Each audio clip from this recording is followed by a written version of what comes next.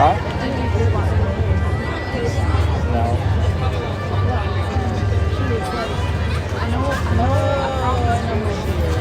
Oh, yeah. Jeez.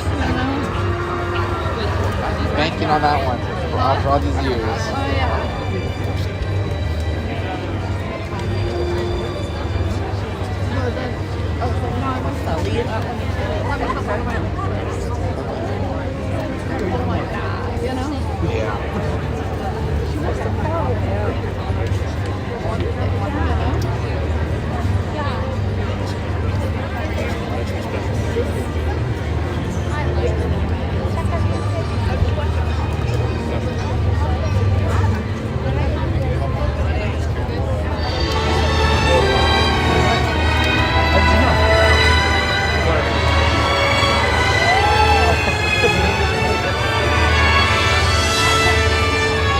Oh, yeah, it's a sweater.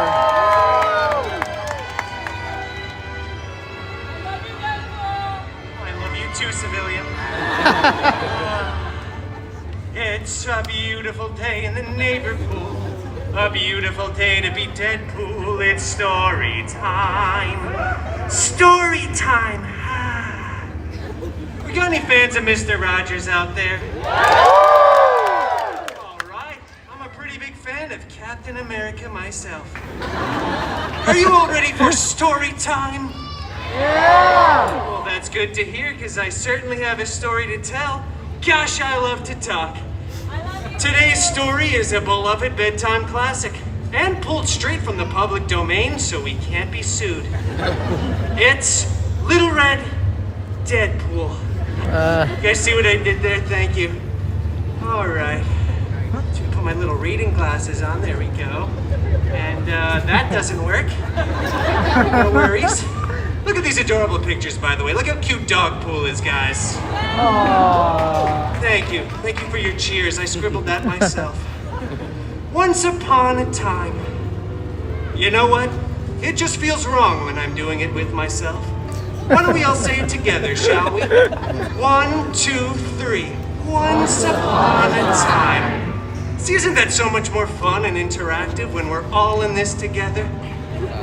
For those of you that didn't participate, get your head in the game! Ahem.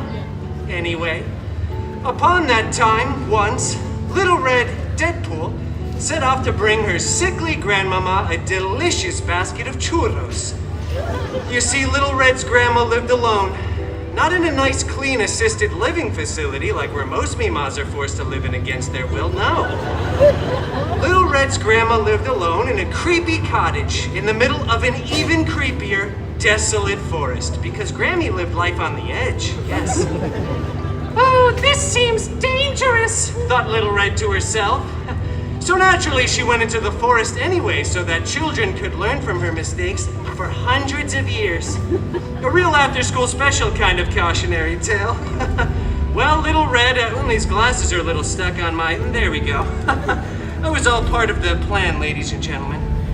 Oh, Little Red skipped majestically throughout the forest, right past some exposition, before finally arriving at Grandmama's cottage.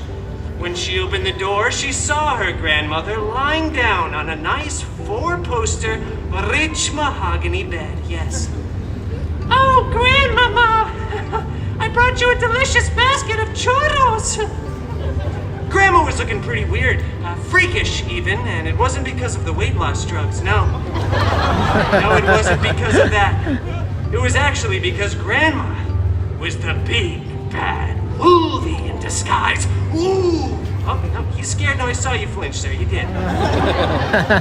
Oh, Grandmama! What blue eye contacts you have? They're canon.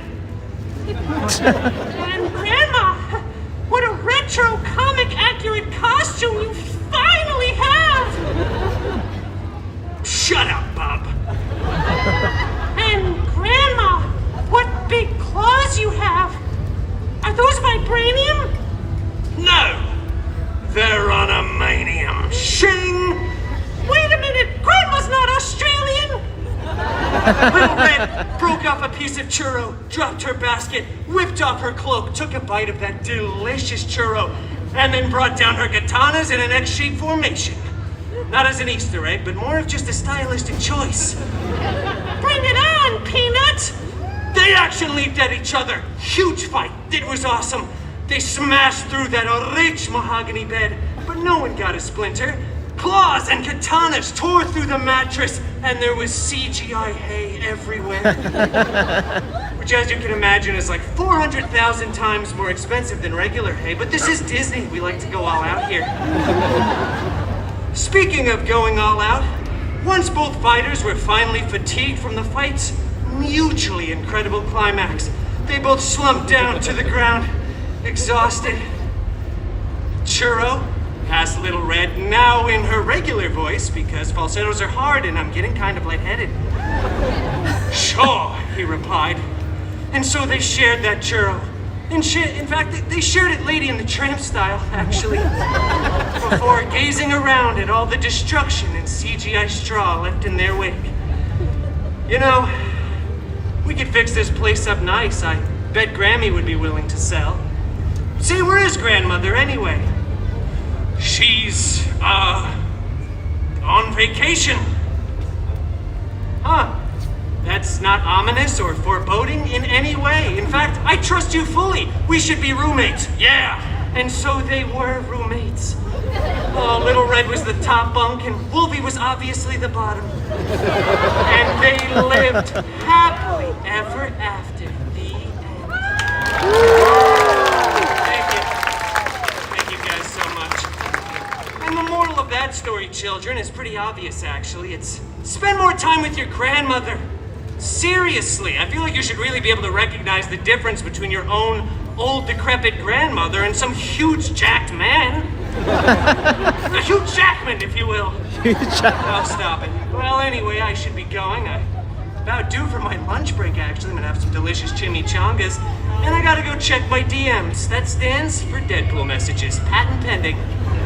Thank you all for coming to another illustrious story time with Deadpool.